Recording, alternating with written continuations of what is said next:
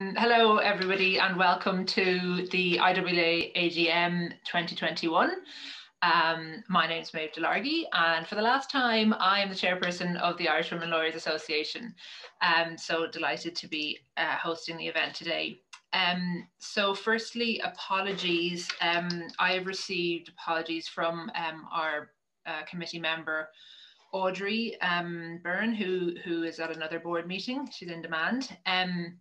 Haven't received official apologies from anybody else, but there may be also people that can't make it this evening, and we can record that as we go along. So the first thing to do, official business, is the minutes of the last year's AGM and any matters arising. So I did send that round. That was sent to members through our MailChimp, and hopefully you received that. If not, it's in the chat. So essentially, I just need somebody to, approve those minutes as an accurate record of last year's meeting, and maybe someone to second that.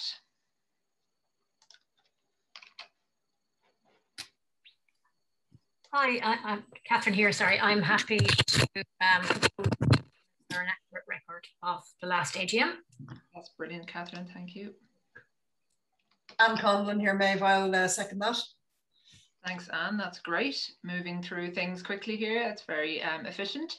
So the first thing to do is the chairperson's report.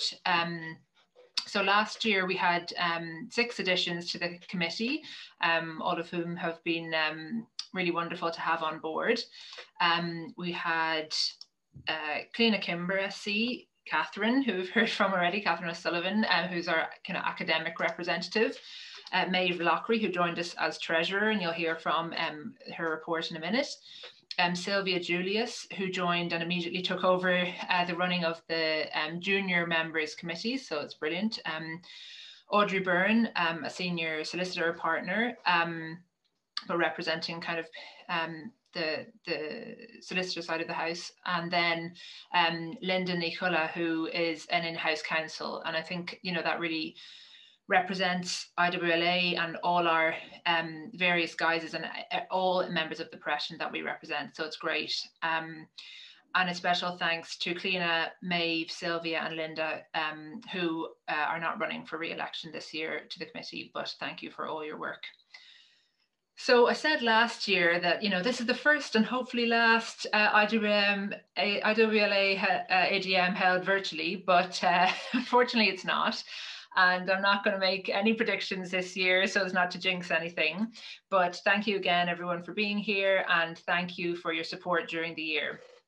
Despite the year we've managed to keep things moving here at IWLA headquarters, i.e. my home office.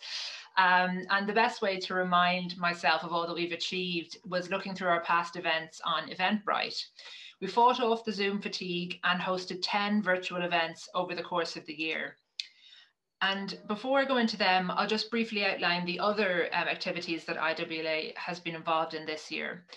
Undoubtedly, our biggest success has been the establishment of our Junior Members Committee, chaired by Sylvia Julius.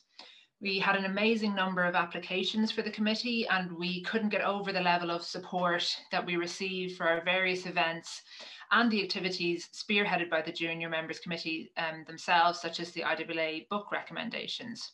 And I know I speak for all of the committee when I say that our events this year would not have been so successful without the work of our junior committee.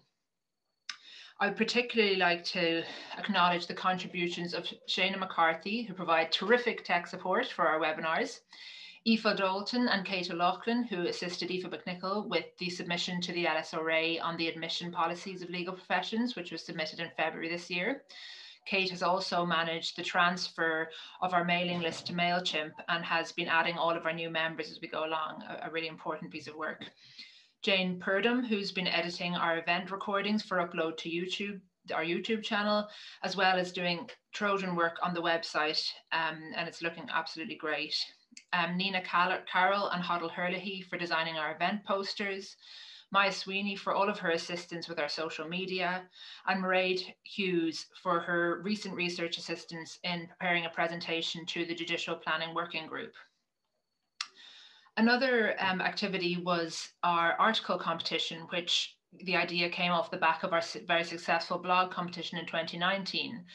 And we thought that we had some money in the bank from our members' fees, and there may be people who had been financially implicated by the pandemic, and why not share some of that around and maybe give people a focus if they were out of work or waiting for a traineeship. So thank you very much to Aoife McNichol, who took the lead on this.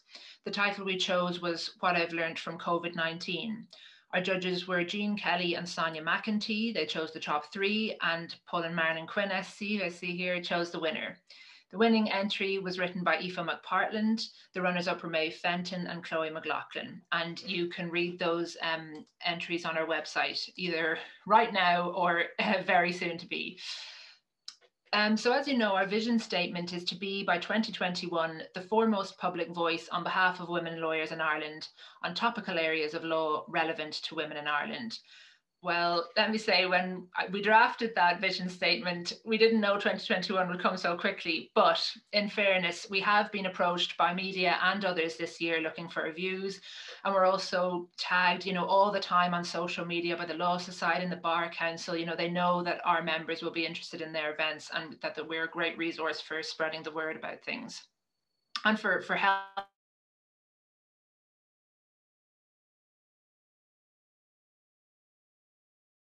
how we've become, a resource for the profession and wider is that we were asked to join the LSRA External Reference Group, which was an expert group to provide guidance with the content of data collection stage of research being carried out by the LSRA as requested by the Minister for Justice. And as I said, Aoife McNichol has been the point of this, with some assistance from Anne Conlon and Ciara Hanley. We were also approached by Fáilte Ireland, who had the idea that we might like to host a convention of the International Federation of Women Lawyers here in Ireland. And Aoife and Rosemary have been liaising with Fáilte Ireland and FIDA's Regional Vice President for Europe about this opportunity. We were approached by some media people, Rosanna Cooney of the Sunday Business Post, and Rosemary Hayden spoke to her about flexibility, blended working arrangements, and how those will be important for women lawyers especially, and the considerations that need to be made. We were also approached by a researcher for the Ryan Tubridy radio show who was looking to find a barrister to discuss the wearing of wigs and gowns. And while we weren't able to get someone at short notice, perhaps that was the best because former chair Aoife McNichol gave a fabulous interview for that programme. And I was approached as well by Shane Phelan in the Irish Independent to discuss the patents for precedent. So it's really good progress in terms of becoming a resource, becoming known, and being approached by organisations. So in terms of our events, in November we had a great talk, which came highly recommended by committee member Anne Conlon BL. It was productivity, perfectionism and pandemics, and it was given by Sharon Dillon Lyons BL. Everyone enjoyed that one and took a lot away from it.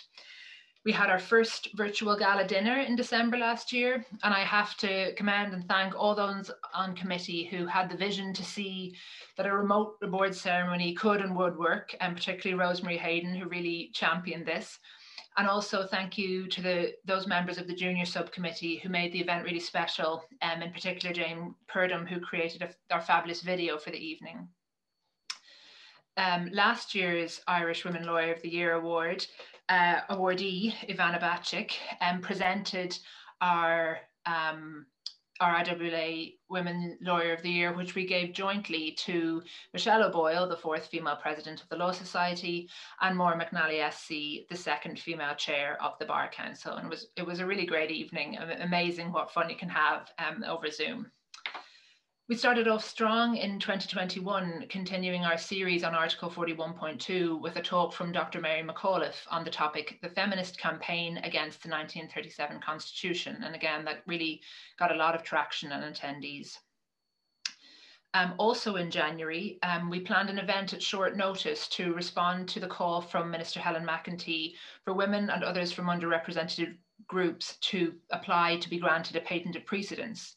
The event was chaired by committee member Cliona Kimber SC, and she was joined by Maura McNally SC, chair of the Bar Council, and the 2 female solicitors who had been awarded patents of precedence in 2020, Anya Hines SC and Helen Noble SC.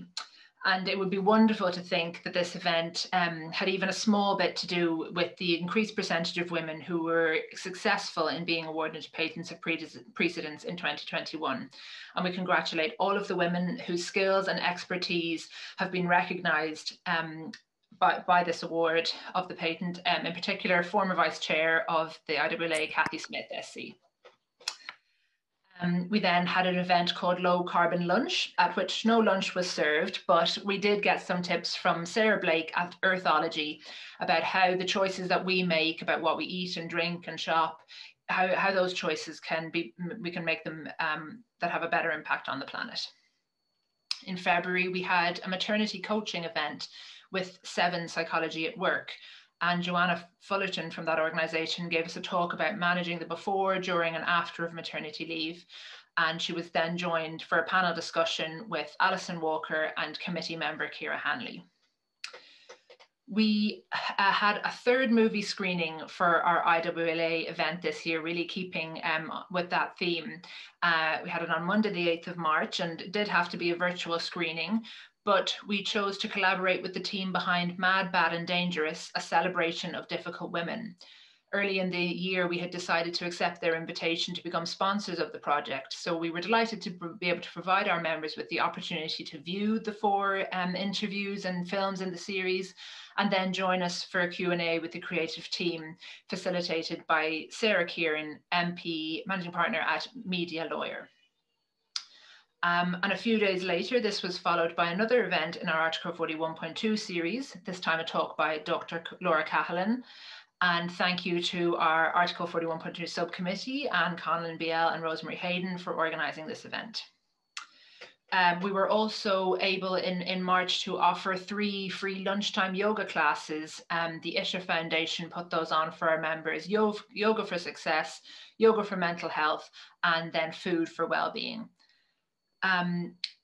In April, we had a very well-attended event on the topic of finding purpose in your career, given by lawyer turned executive and leadership coach, Katie DeGama.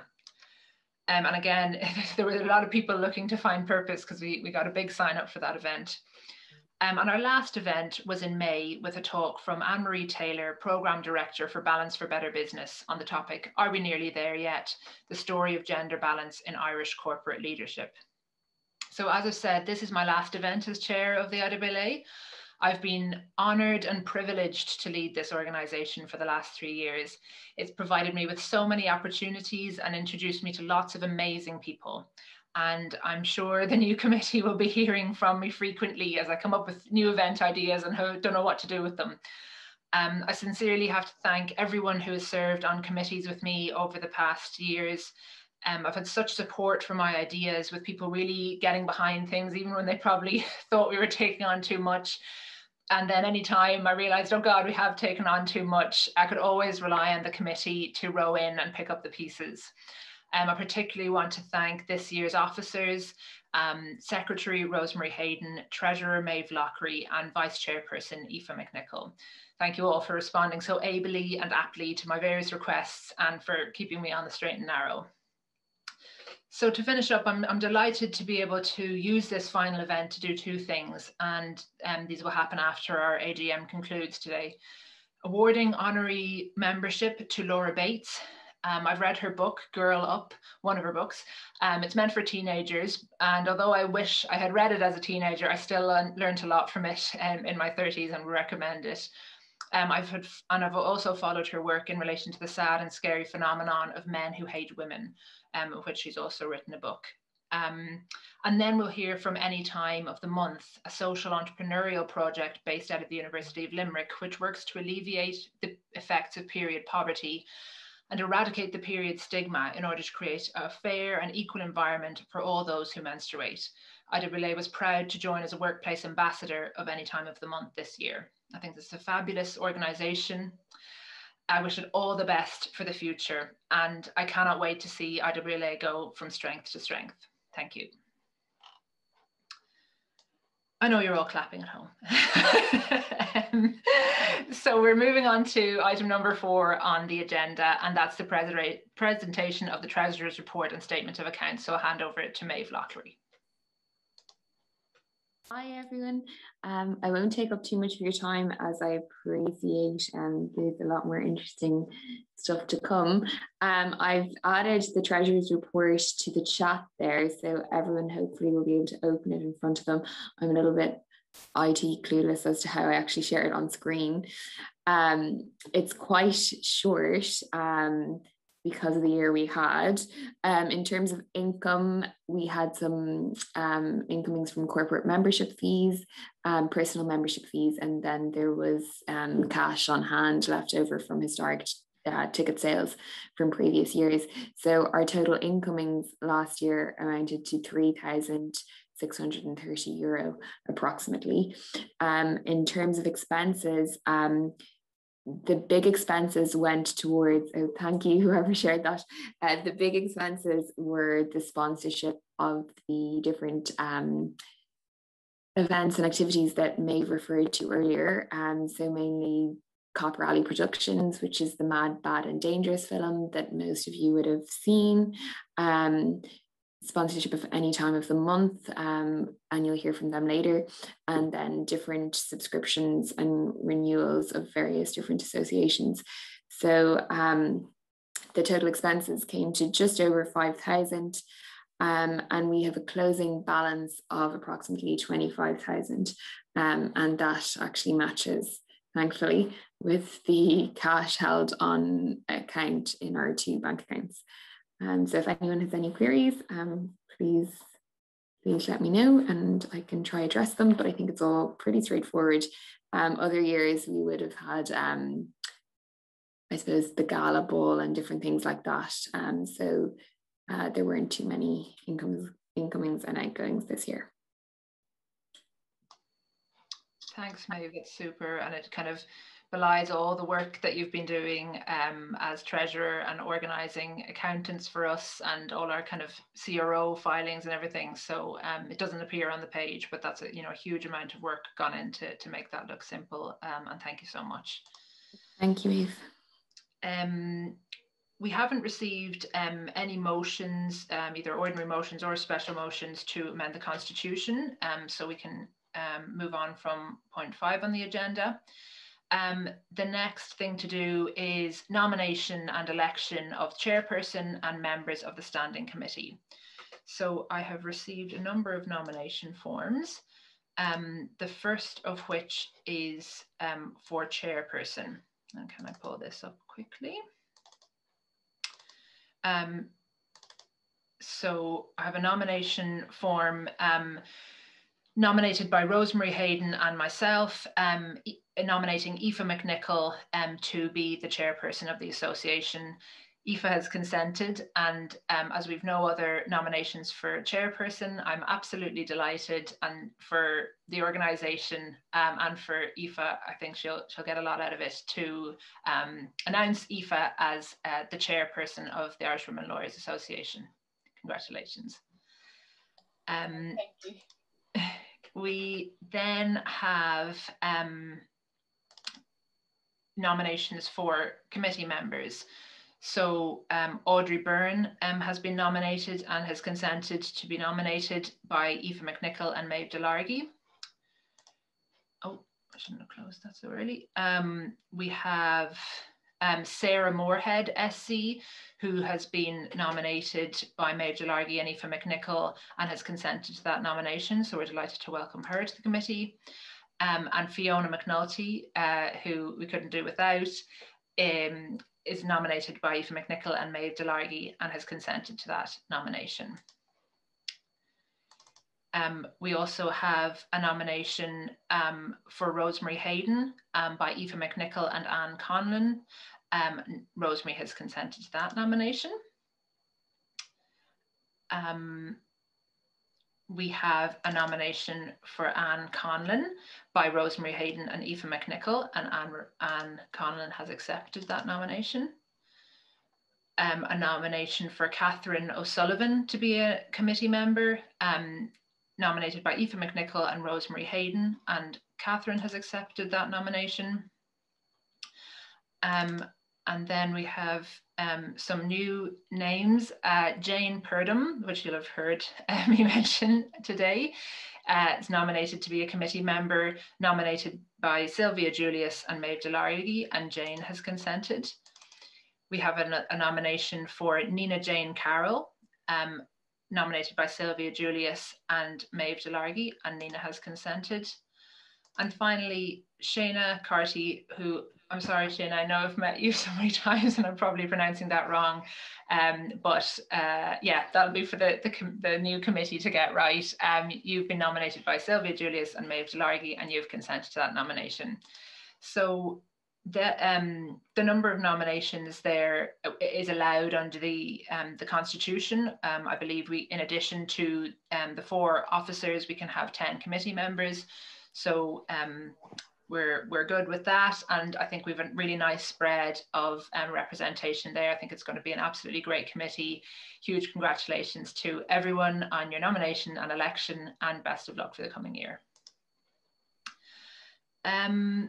So in very good time, we are on to item 7, which is any other business. And I believe there may be some points that people want to raise, just so that it's kind of on the record at this AGM.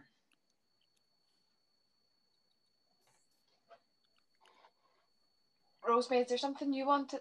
Yeah, two things. I see your hand. The first thing was I'm not sure if I missed in the minutes, but Jane McGowan was a last minute nomination to stay on committee by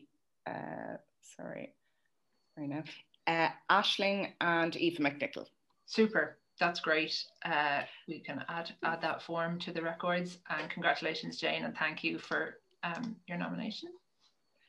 And the other item I just wanted to bring to the committee was just that, particularly with the conversation we're having this evening regarding everyday sexism, I'm really concerned that the IWLA has a position on this, and particularly. Oh no, you lost her at the crucial moment.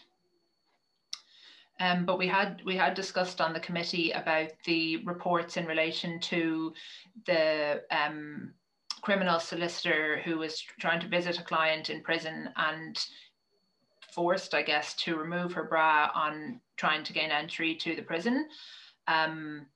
While we completely understand that there needs to be security measures going into prisons, we feel that there must be a better way to do this that preserves the dignity of everybody. And so we'd be very keen.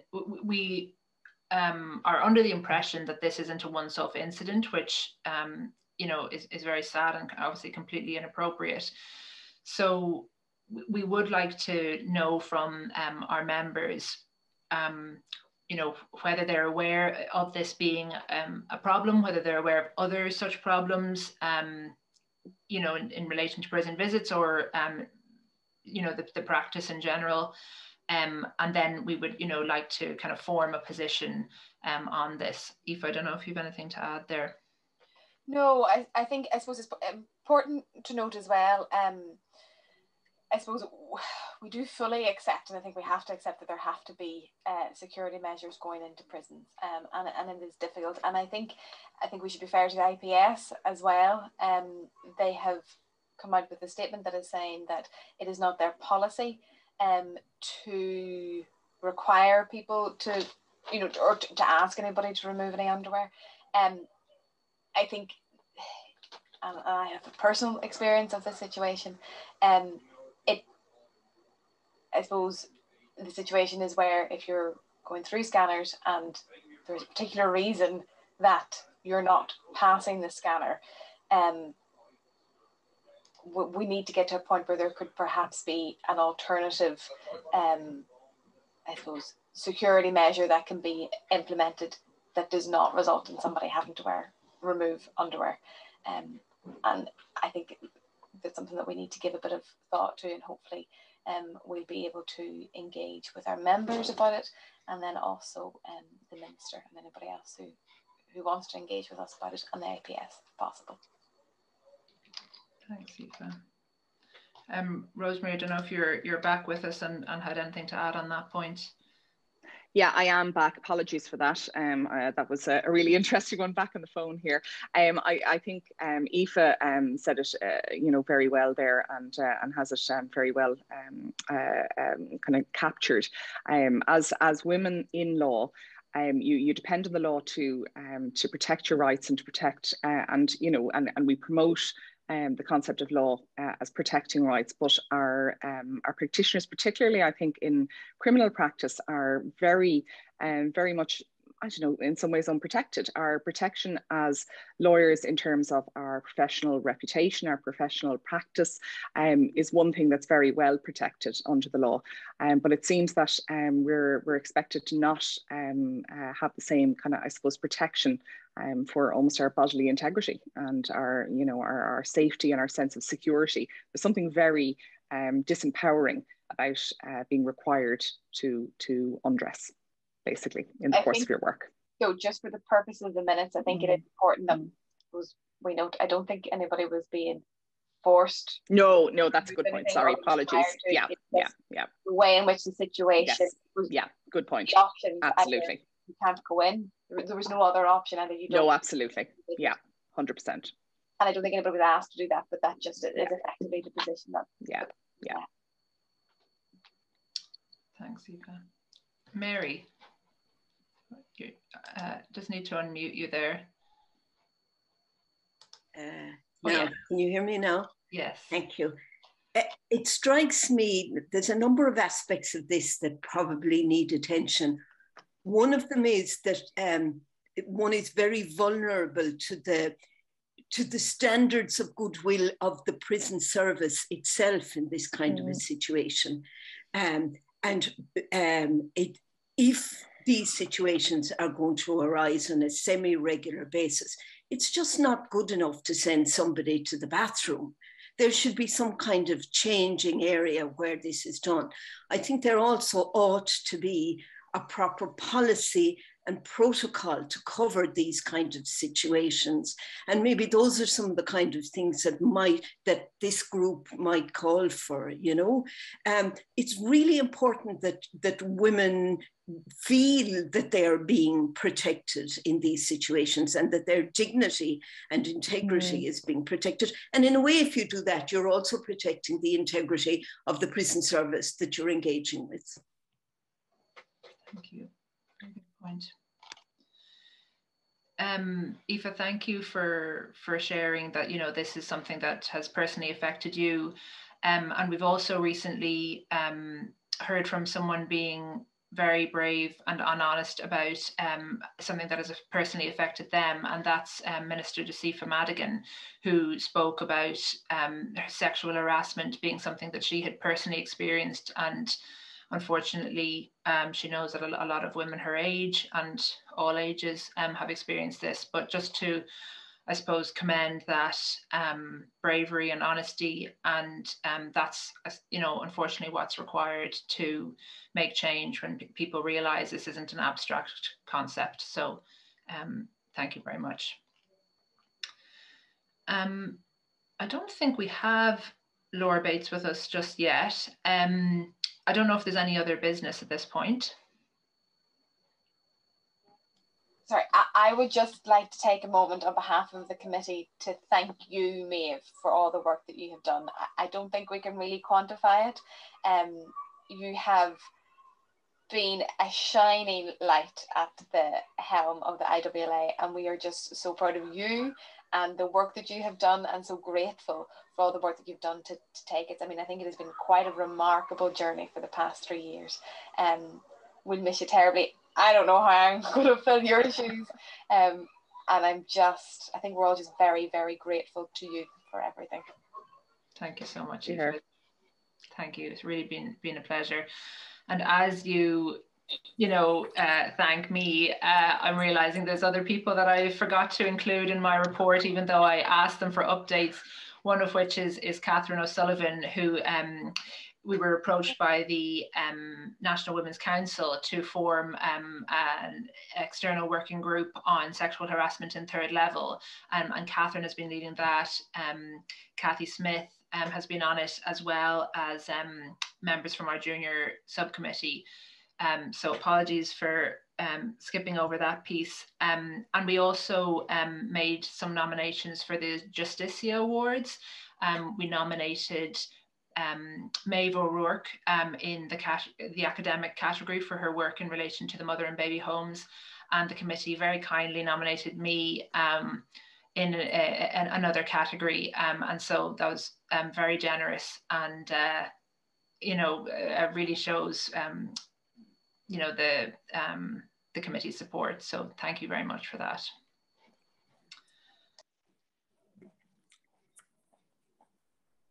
I think Pauline has something to. Yes, please, Pauline. Oh, just 1 second. I'll try and unmute you there. Interrupt you earlier. I couldn't see the little yellow hand anywhere. But just to add to what's been said, sitting here as, can you hear me? Yes. Yes, sitting here as a founding member of this association, I can't tell you how much in awe of what you've all done I am. Because if we had thought then that what you outlined tonight could happen, we would have been in seventh heaven, because it was way beyond what we imagined was going to be possible, because we knew it was going to be uphill. But when you outlined, Maeve, in the course of your resume there, that organizations were coming to the IWLA, for me personally, that was really the objective. I mean, that is superb. So what you've done in the last 3 years is, it's momentous. It really is, you know, so thank you very much. And congratulations to Eva McNichol. And a little bit of prejudice saying, I'm delighted to see a Northern woman coming in and taking over. So looking forward to the next year. And thank you, Maeve, and all of the committee for what you've done. It's been absolutely sterling work. Great achievement. Thank you. Thank you, Paul. And we're working on your shoulders and everybody that came before us, and really taking advantage of this time. And I see we have been joined by Laura Bates now, so I will officially conclude our AGM proceedings there, and we can get on to the award of honorary membership of the Irish Women Lawyers Association to Laura Bates. It's so great to have you here, Laura. Thank you so much for joining us. And sorry we can't, you know, it's hard to make the you know, this is as big as it should be, and to kind of with as much aplomb as you could do maybe in person. But I don't often, I hope, by the way, you received our certificate, and that was kindly organised by Fiona McNulty. If it's not there now, we'll blame the Post Service, either the Irish Postal Service or the Royal Mail, but it should be on its way to you. And hopefully, I know for our Irish Women Lawyers of the Year, I see Maura McNally has joined us. Her certificate wasn't smashed, but Michelle O'Boyle's had to travel a bit further, and I don't think it arrived in perfect condition, but hopefully yours will, Laura.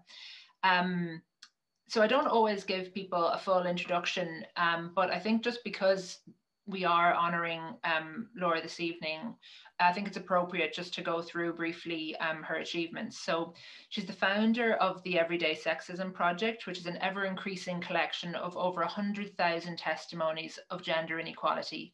And it has branches in 25 countries worldwide. Every time I tried to tag the organization on LinkedIn, Everyday Sexism Denmark came up. So it's really great that it's spread so far. She's the author of Everyday Sexism, the Sunday Times bestseller Girl Up, Misogynation, The Burning, and Men Who Hate Women.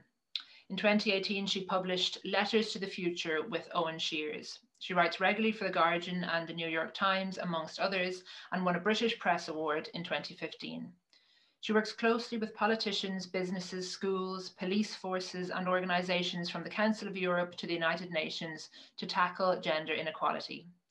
She was awarded a British Empire Medal for services to gender equality in the Queen's Birthday Honours List 2015, and has been named Woman of the Year by Cosmopolitan, Red Magazine, and the Sunday Times Magazine. And now she can add to her bio that she's Irish Women Lawyers Association honorary member.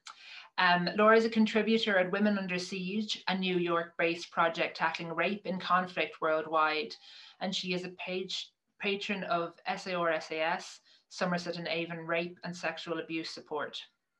She is the recipient of 2 honorary degrees and was awarded the Internet and Society Award by the Oxford Internet Institute alongside Sir Tim Berners-Lee. Laura is a Fellow of the Royal Society of Literature and a Vice President of the Hay Festival. She has judged the Women's Prize, the Young Adult Book Prize, and the RSL Giles St. Alban Awards for Nonfiction. So that's a taster of what Laura has done, and you can see that all her work really ties in with what we're trying to achieve here at IWLA for lawyers, and also in relation to the law affecting women in Ireland. So Laura, if you're with us, you might say a few words. Thank you so much. Thank you for the lovely introduction. Thank you so much for having me. It's very exciting to be here and a huge, huge honour. Thank you. I really appreciate it. I just really want to say that this is hugely meaningful to me. For a number of different reasons, actually, partly because it was inequality in the law that was part of the first driving reason behind my setting up the Everyday Sexism Project. When I started talking about sexism back in 2012, people told me that sexism didn't exist anymore, that women were equal, that there simply wasn't a significant problem, that I was making a fuss about nothing. And because I didn't know a great deal about it, I decided to look into it. It seemed very clear that, to me, women and girls' lives were being affected by sexism on a day-to-day basis. But in the public perception, the problem just simply didn't exist. And that made it a very difficult gap to bridge in trying to solve the problem. And I decided, therefore, to investigate this idea that women were equal and there were no problems. There was often a sense of people saying, look elsewhere, look at other countries around the world if you want to find real problems affecting women to make a fuss about. Women here have nothing to complain about. And actually, when I looked into it, one of the major areas of gender inequality I found was in the law. And I was looking at areas where people made decisions effectively that affect the rest of our lives on a day-to-day basis, and actually realizing just how significant the gender gap was in law at all levels, but particularly at the highest level, really shocked me and was part of the reason why I set the project up. At the time, I found that there were just 18 out of 108 High Court judges and 7 out of 38 Lord Justices of Appeal, for example, here in England were women. And of course, underrepresentation in Parliament across countries and nations. And then, of course, I just carried on looking, and the disparities just stacked up and up and up. It wasn't just in law and in politics, it was in business, where over 3 times as many men named John were running FTSE 100 companies as all the women put together. It was in the media, where women only write 1/5 of front page newspaper articles, and 84% of those articles are about a man. In movies, where they only take 28% of speaking roles, and they're 3 times more likely than their male colleagues to have to take their clothes off on screen. I found that women were only 1/10 of our engineers, 1/5 of our architects. I found that the Royal Society, our most important scientific institution, has never had a female president, and just 9% of its fellowship, even today, are women. And eventually I came to the statistics about violence against women, about 1 woman every 3 days on average being murdered in England and Wales by a current or former partner, 85,000 women raped every year, and almost 500,000 sexually assaulted, which made me immediately think of the people who told me, look elsewhere if you want to find real problems, significant problems affecting women. This real lack of acknowledgement that the major disparities in gender equality, but also the more severe abuses against women, were happening here as well. So that was the first reason. I think, the law and disparities in the law were a real driving force behind the campaign in the first place. The second reason this means so much to me is because women working in the law have made up a huge number of the entries submitted to the Everyday Sexism Project. We collect testimonies from people of any kind of gender inequality, which can include everything from street harassment to workplace discrimination to sexual violence. And there is a particular invisibility about sexism in the workplace and harassment in the workplace, in part because people assume wrongly often that there must simply be policies in place to tackle it, in part because it is particularly hidden there because women are so afraid to report it in case of well-founded fears that it may have a negative impact on their career, particularly if the perpetrator is a person in a position of control over their career. So the single largest category of entries we received came from women in the workplace, which is fairly stunning when you think of how common street harassment is. And of the over 200,000 testimonies that we've now collected, a really significant proportion came from women working in the law. They described a profession where a very male-dominated world made it incredibly difficult to speak out, where idiosyncratic and sometimes nepotistic connections and promotion procedures and methods of acquiring work and being recommended to clients made it all the more difficult to speak out for fear of acquiring a reputation for being a difficult woman, for being abrasive, for being a troublemaker, for rocking the boat. Where the focus on clients and keeping clients happy often meant that they were encouraged to accept or even to encourage or solicit sexual harassment from clients by the colleagues and the firms that should have been tasked with keeping them safe. In one particularly memorable example, a recently qualified young lawyer with a first-class degree in classics from Oxbridge was sent into the office of a senior male partner in order to provide expert advice about Latin wording in a very old contract. And he looked up when she walked in and said, "I like mine black with 2 sugars, please," and expected that she was there to bring him refreshments. There were stories more recently than that about new starters at legal firms being told to wear low-cut tops and extra makeup when going on client meetings. And there have been a huge number of stories from women lawyers feeling that within the profession, they really were stuck between a rock and a hard place in terms of not being able to speak out, not being supported if they did, not being believed in all different settings, including in court. So that's the second reason why this is very meaningful to me, because I think this is an area where it's a particularly pertinent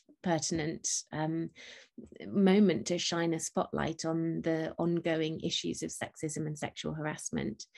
And the third reason is because in the last 10 years working on all of these areas, what I've come to realize is that really the difference is made by small organizations where women come together, often giving up their own time and their own work to do so, to really try and make a change, to support other women, to offer advice and networking and solidarity and a sense of sisterhood and community, and to really try and make change from the grassroots up, from the inside out. Big campaigns and law changes are wonderful and much needed, and signing petitions and going on marches. But often the change that I've seen having the most lasting and significant impact has come from small groups of women rolling up their sleeves locally, standing together, refusing to be cowed by a system and saying, we can make a change here if we work hard, if we choose to really try and make a difference. And from everything that I can see, it seems that the IWLA is a fabulous example of that. So it's a particular honour to be able to speak with you all this evening, and I'm really very, very grateful and touched to be awarded this evening by you all. So thank you. Thank you so much. Yeah, hearing you speak, you're obviously so immersed in this, those facts which are so shocking, especially when you hear them, all together like that. But, this is just your world. And I feel like, that it's that investigation that's really led to this. And I know something you've been investigating more recently is the online world of misogyny. And what's really interesting to me is the kind of indoctrination, I guess, of young boys into this world. I don't know if you wanted to say anything about that. Yes, this is something that I've investigated for 2 years for my book, Men Who Hate Women, which came out at the end of last year. Essentially, I spend a lot of my work with young people in schools because it seems to me the most pragmatic way to create change as fast as possible.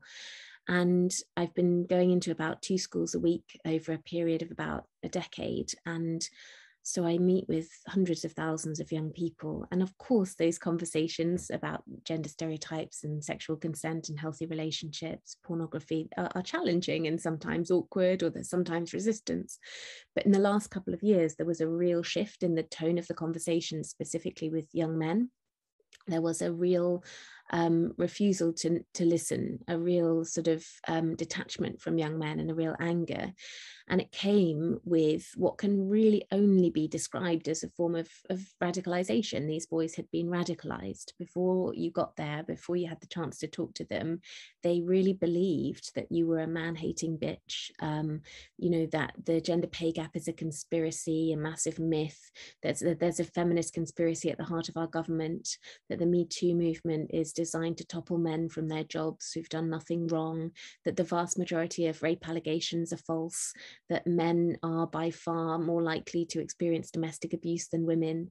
And the more I heard these facts and statistics, often these wildly inaccurate fake statistics coming from these young boys, the more I started to join the dots and realize it wasn't a coincidence, but that they'd been sort of indoctrinated really in some way. And there was a real hardened intolerance to alternative viewpoints, a real refusal to engage in discussion at all, which are all hallmarks of radicalization. So I started looking into it and researching it, and found that actually there is a really very significant and concerted movement of male supremacy, male extremism online, in online spaces.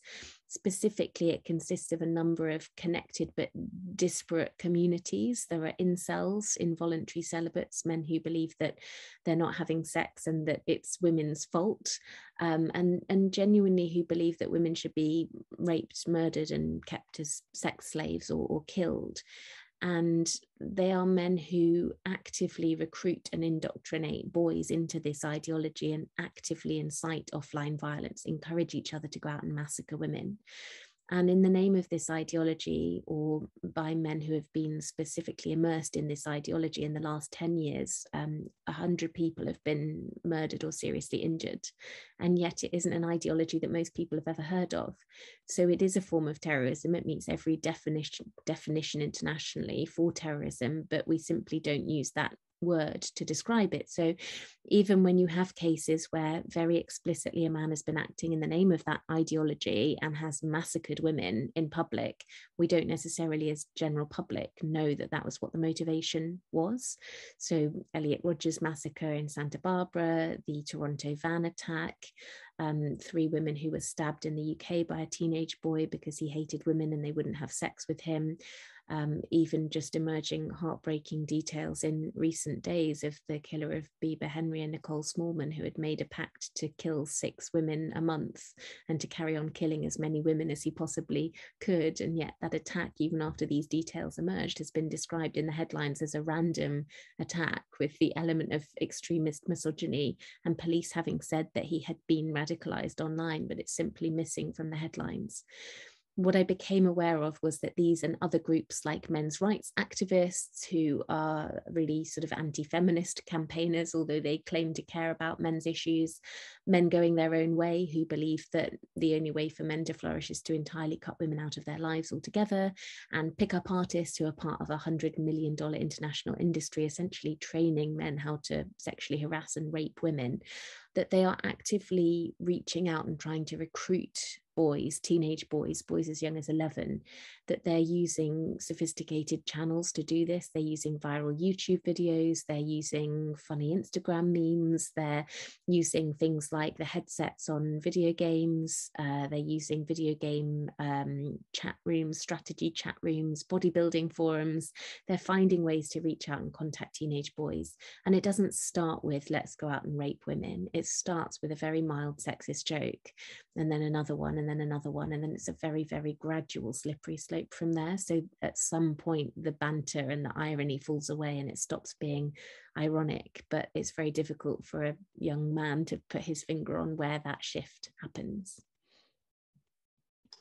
Yeah, I think that's really scary, and I suppose the scariest part of it is that kind of it's not being acknowledged or dealt with, or you know, have you thought or heard about any solutions? Is it that's obviously happening online, but I don't know if it needs to be, if that's where you deal with it, or. I think you have to deal with it at every different level of the layer of the problem, if you like. So you do have to deal with it online. There is so much more that social media platforms and, you know, internet providers could be doing to tackle these groups, but because of the fact that they're not seen as terrorist or extremist groups, they are dealt with in a very lax way. So there is so much more that could be done there.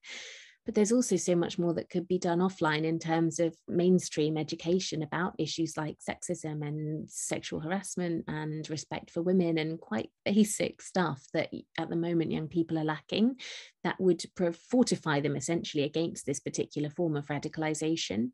And also offline, there is so much more that could be done in terms of teacher training and resourcing and support, in the same way that schools are resourced and indeed required to spot signs of other forms of radicalization and grooming and refer vulnerable pupils. This could be done for this particular form of extremism as well.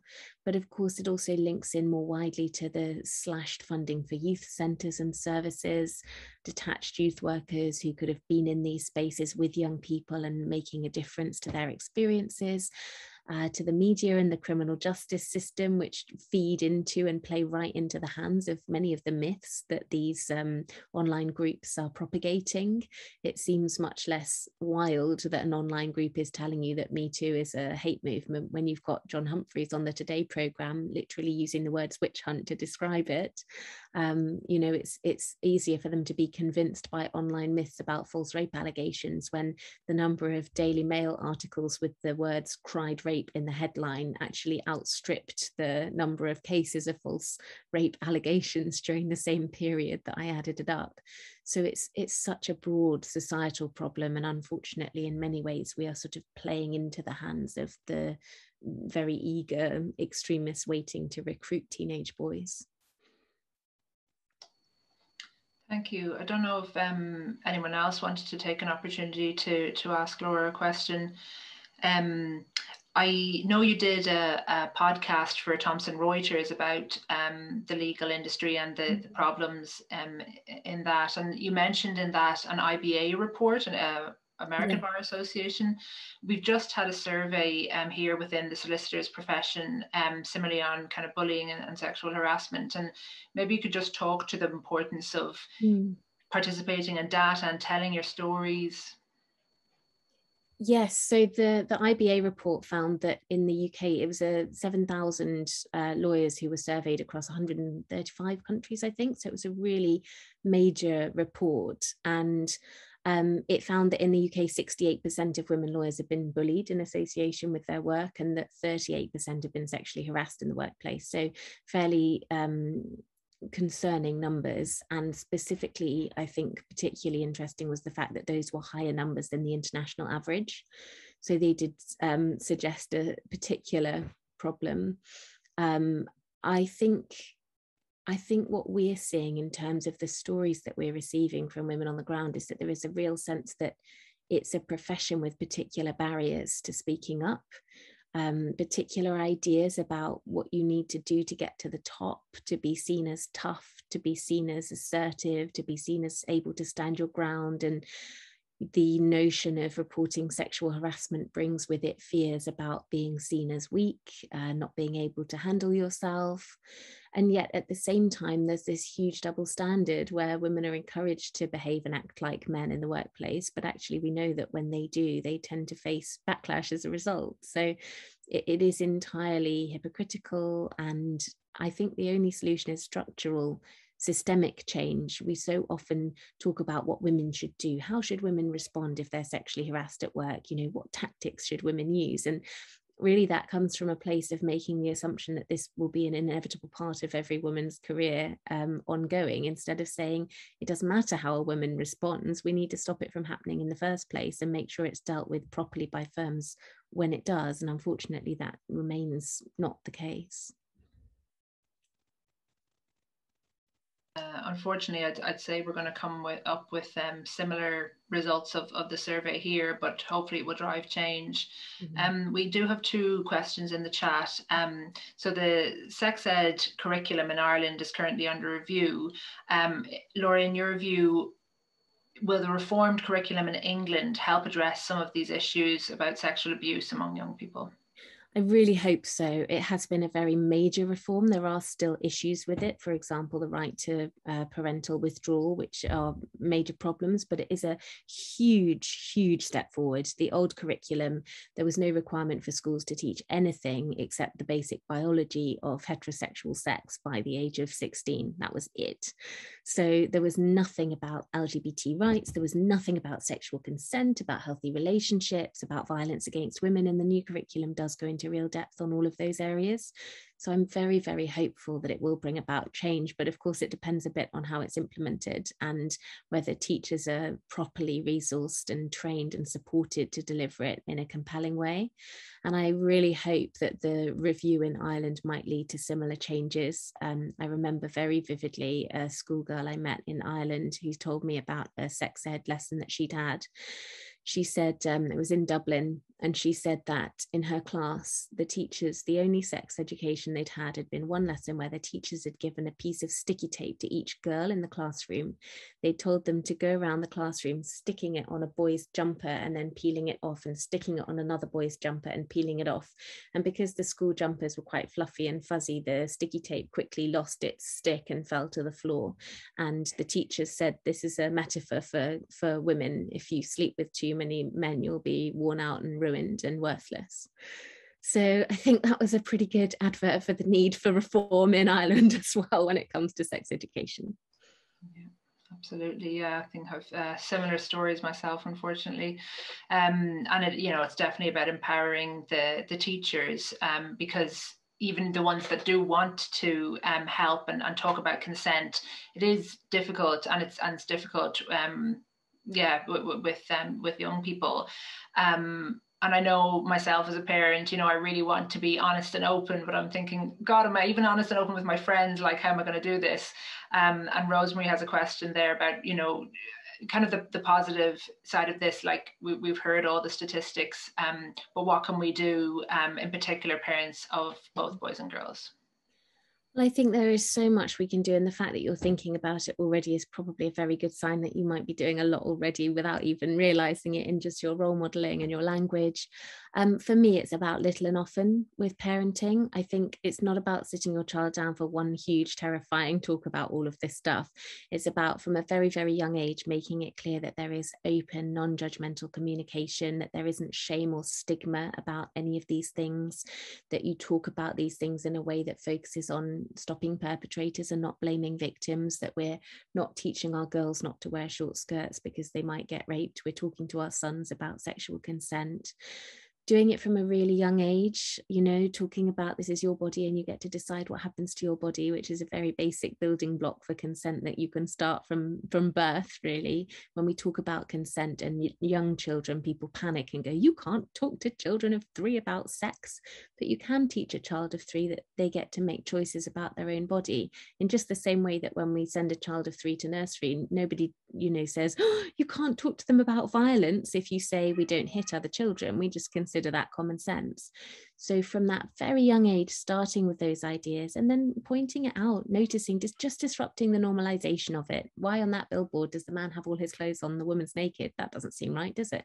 Hey, we're playing Guess Who. How come there's only 5 women in it and all of the rest of them are men? Why are they only showing the men's tennis on the television? That doesn't seem right, does it? Because you're providing them the tools then to question it themselves, rather than simply learning that this is the way the world is and there's nothing that they can do about it. And you're letting them know that you will always be there and able to talk to them about these things. And I think that's really crucial for the future. Thank you. That makes a lot of sense, and maybe breaks it down a bit of, just slowly and, as you say, kind of frequently. Just as a final question, Laura, I know you need to go do your own parenting and get on with your evening, but the final question from Nina Carroll, I think she's going to unmute. Hi, Laura, thank you so much. I think I could speak on behalf of everyone. That was just amazing. And the example that you gave of that woman with the Oxbridge degree is just absolutely horrifying. As someone that studied over there as well, like I heard it happen to so many people. I've seen it happen myself, and it's absolutely horrific. But I suppose what I wanted to ask was, from a junior member of this committee and from a trainee solicitor perspective, you know, you said that systemic change is kind of what's needed in law firms and, you know, in the legal industry generally. But given that, you know, law is perpetuated with top-down decision-making, and in a lot of instances those positions can be held by men, it is changing, which is great, but that's not always the case. I just wondered what you think junior members of the profession should be doing from now to kind of make a difference. That's a great question, and you're right, it should be top down, and it's frustrating. I should perhaps also say, please don't repeat or put online that particular example I gave for the sake of the anonymity of the person who shared it with me. I think what we can do is stand together. I think it's really difficult for one person who is junior to make change on their own, but I think that if significant enough numbers of us stand together to request change, push for change, demand change, then it's much more difficult to ignore us, and it's more difficult to scapegoat us and to see us as troublemakers and feminazis or whatever it is. And the other thing I think and hope that we can do is recruit male allies, because I don't think it should just be up to young women working in the law who are already bearing the brunt of these forms of discrimination. I think it should also be about others hopefully reaching out and standing alongside them. So I think that there is a huge role for men to play in this. And often there are minor things that we can do that might not seem very important, but do make a difference. There was a man recently who said he was very junior, and a woman in his workplace who was a peer of his was constantly being asked to make the coffee and take the notes in meetings, and felt that she was being pushed into a secretarial role and wasn't being taken seriously. And because he was so junior, he couldn't really do anything. He couldn't take disciplinary action. He couldn't report it because he knew that she didn't want to. But he could do one thing he suddenly realized that was within his power, which was to start showing up at the meetings a few minutes early and making the coffee and taking the notes. And it made a big difference to her, and it was within his gift. So there are often small things each of us can do that do help to disrupt that normalization. Amazing. Yeah, thank you, Laura. Thank you, Nina, for your question, and everyone for their attention and for being with us, Laura, and really informative. I don't think we can go away smiling and cheering, but we know now what needs to be done. And thank you for all your work and for telling us about that today. And congratulations again on behalf of the Irish Women Lawyers Association on your honorary membership. Thank you. Thanks everyone for having me. Bye now. Thank you. So now that was really excellent. Sometimes you plan things and then they're even better than you expect, and that was a definite example. And now I'm delighted that we can welcome the Any Time of the Month team. I know Katrina's here, and maybe other people from the organisation. I've already kind of given the introduction of who Any Time of the Month is, a social entrepreneur project about alleviating period poverty.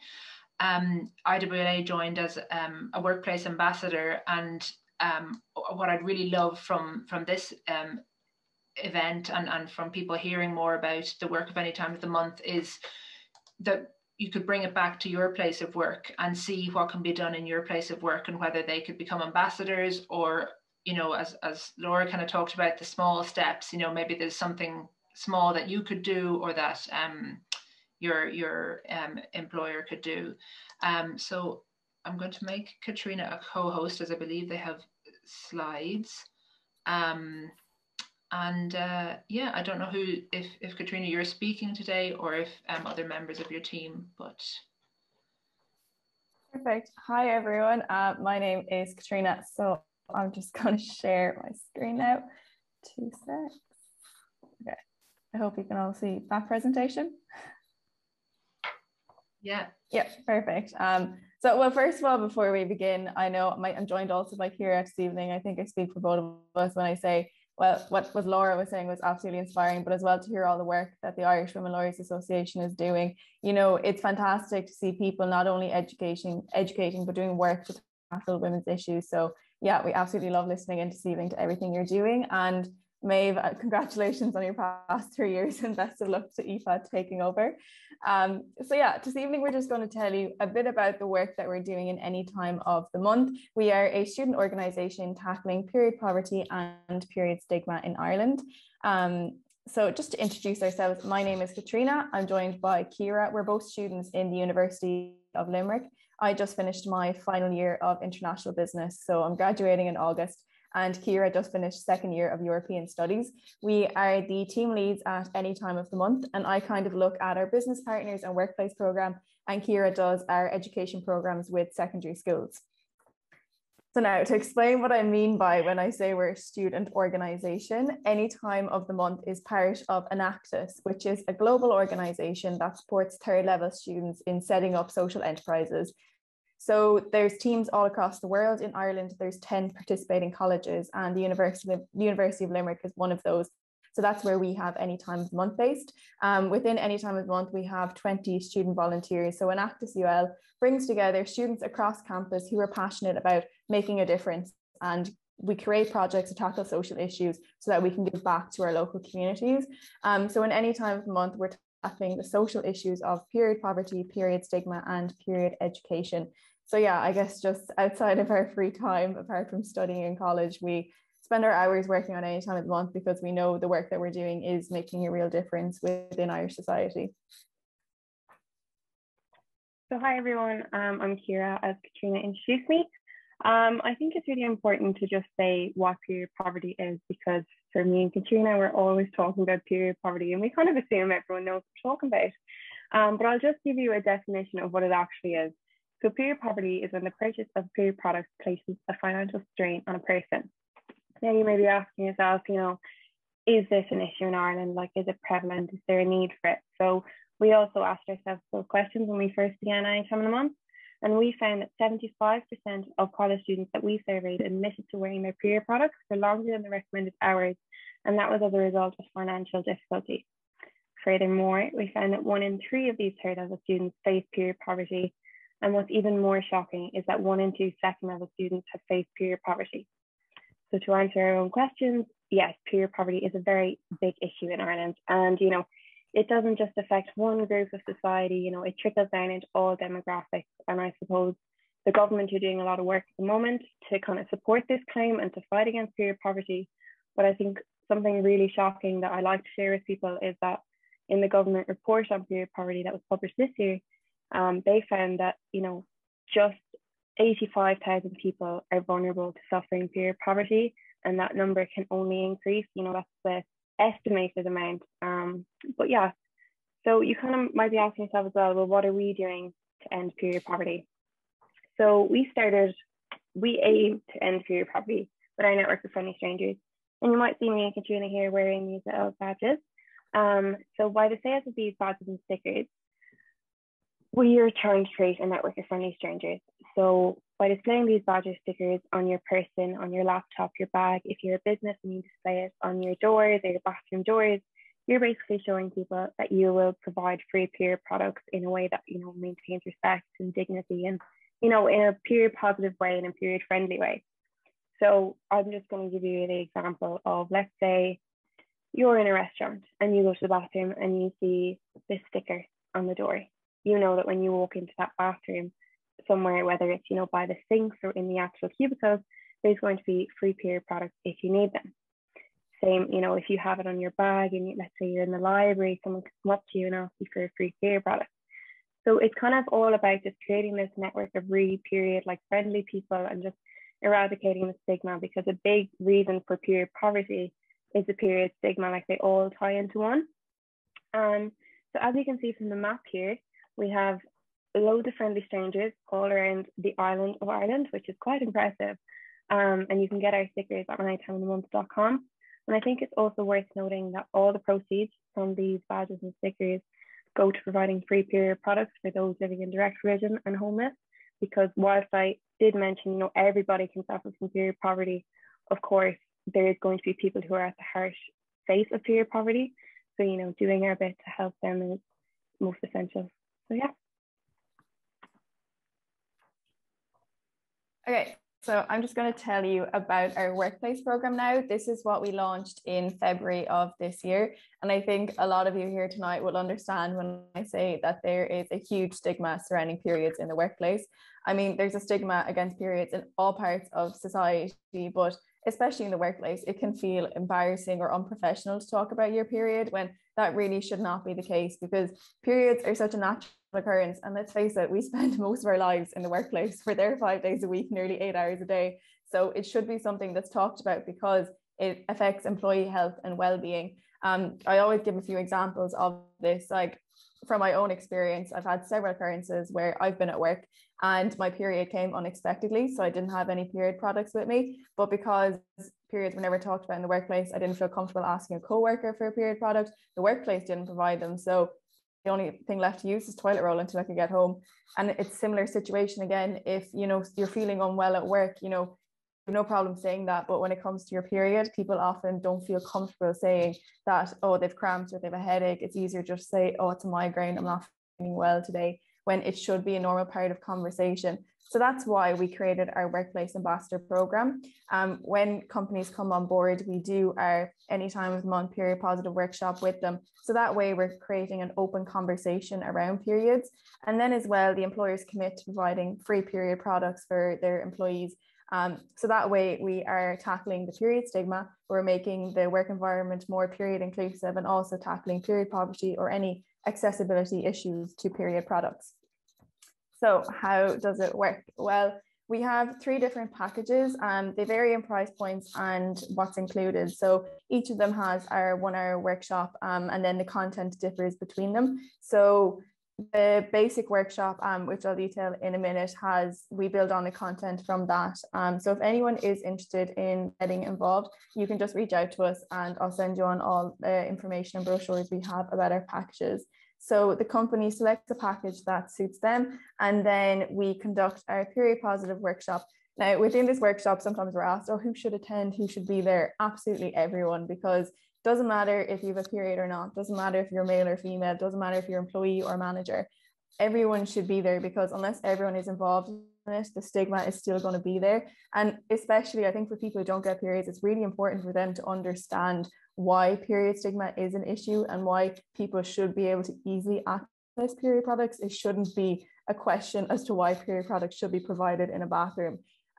So within our workshop, we talk about what menstruation is, what period poverty is, period stigma. We talk about approachability, so looking at what to say and what not to say if someone talks about their period or period products. I mean, there's thousands of euphemisms out there surrounding periods, so that just kind of further accelerates the stigma. So it's looking at those and seeing, you know, like, okay, we don't need to refer to it as anything else. It can just be called a period.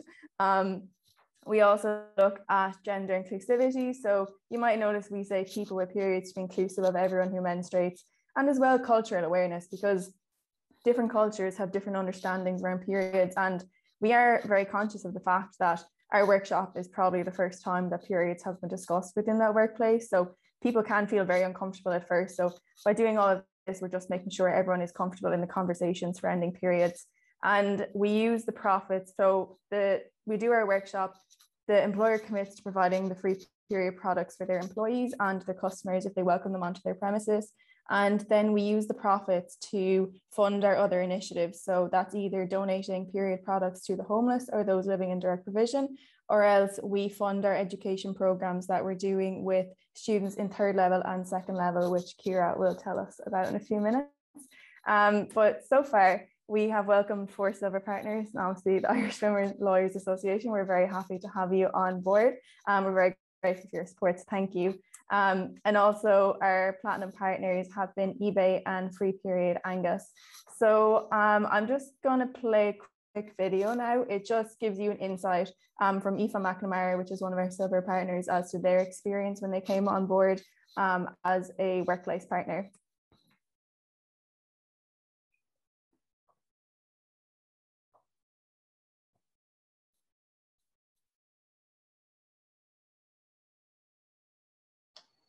Sorry, can everyone hear that? Oh. Yeah, I'm missing the sound anyway. Unfortunately, I have no advice to give you about. No sound. Yeah, no sound here either. Well, it wouldn't be as call without a tech issue with it. Yeah. So 2 seconds. I might actually stop share and then reshare sound. I think that fixes it. Share screen. Will it?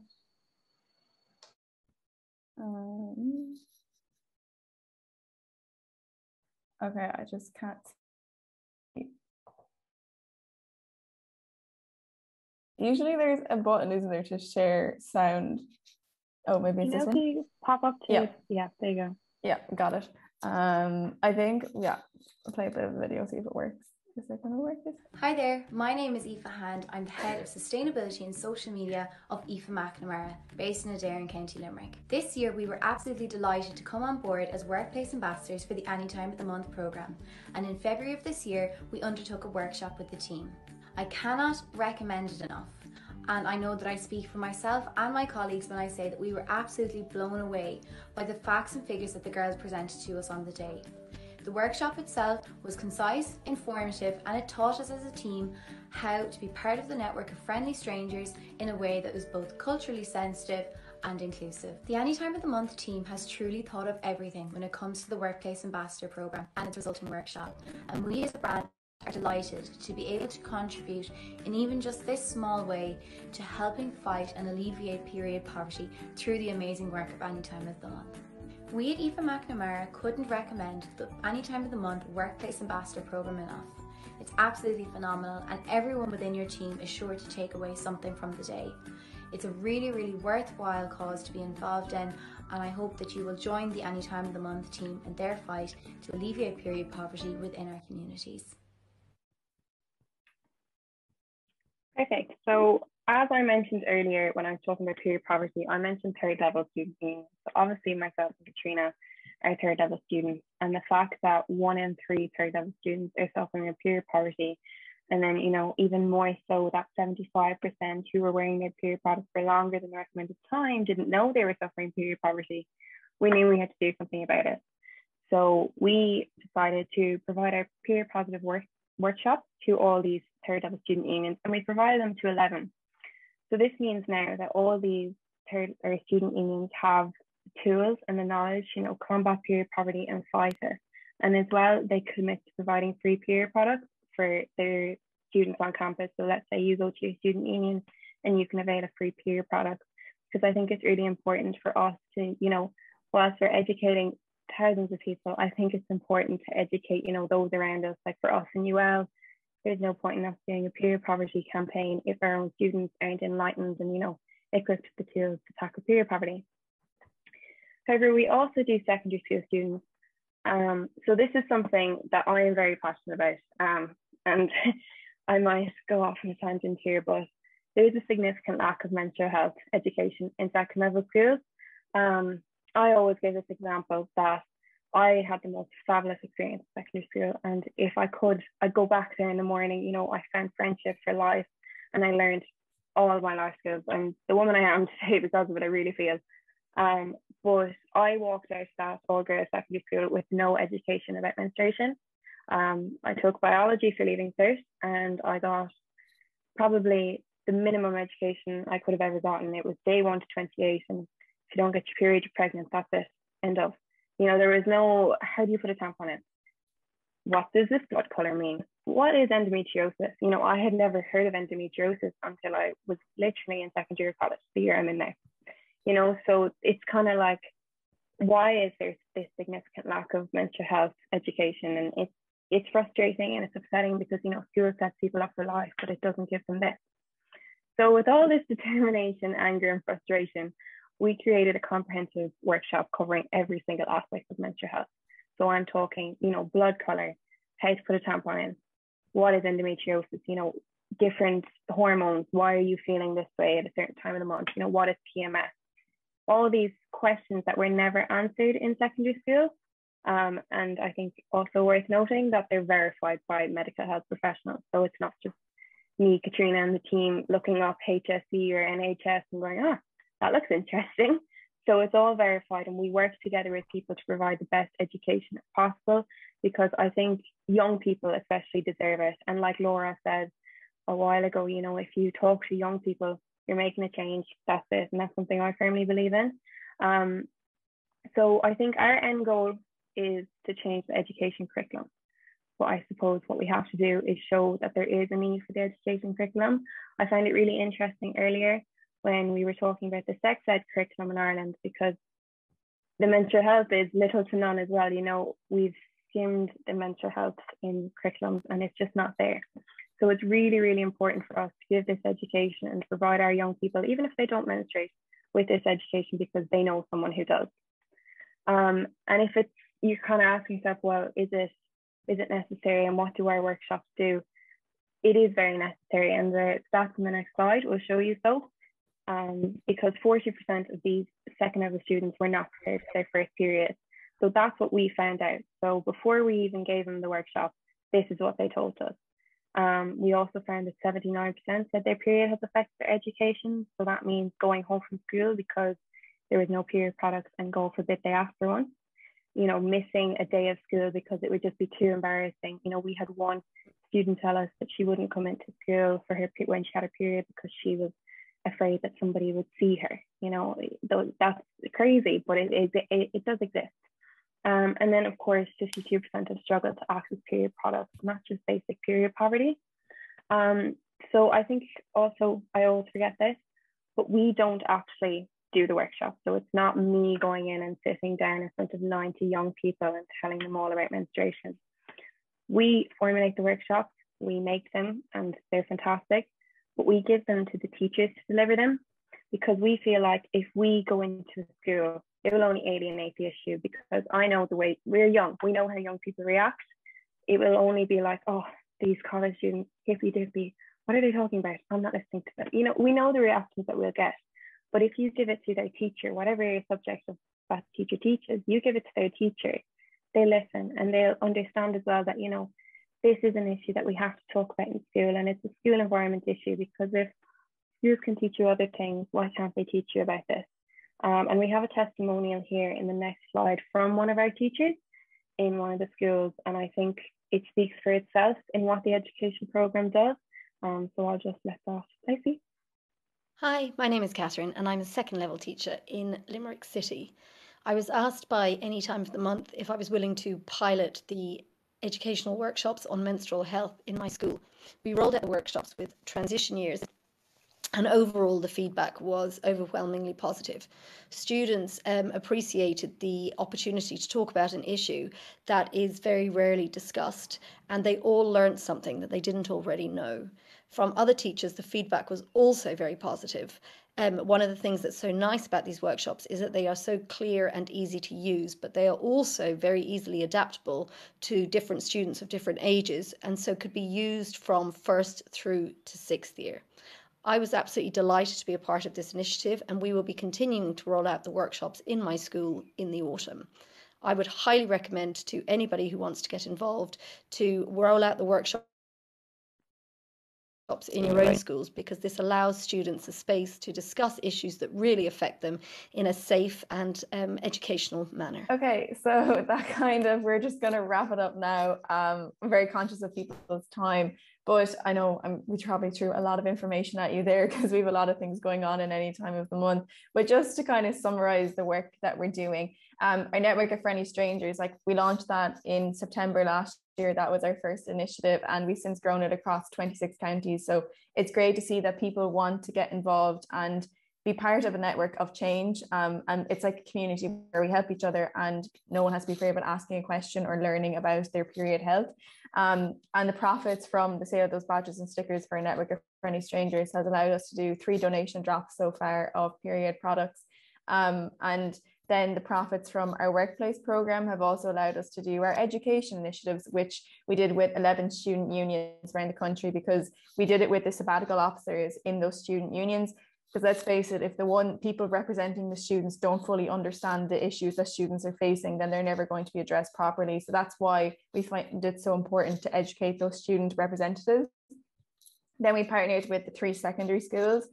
So we've worked with 142 TY students across the country. So we're going to be doing that more in September with more schools. And we've had our 6 workplace ambassadors so far. So yeah, we just kind of want to quantify everything that we do, because then you get to see that the work we're doing is impacting real lives. Like these are all lives of people that any time of month has helped, or else, you know, like remove the stigma and provided menstrual health education. So how you can get involved: you could purchase our badges or sticker on the website, with all profits going to provide period products to the homeless or those living in direct provision. So our website is www.anytimewithmonth.com. We also showed you our secondary school workshop programs there, because it's like, if you have a child who you think is in secondary school and their secondary school might come on board with this, or maybe you have a cousin or brother or sister, or else you know of teachers, like it's just spreading the word about it, because our program, we want to give it to as many students as possible, because as Ciara said, like we went through secondary school, we know, you all know as well, there's no education there. It's the basic 1 to 28 days of your cycle.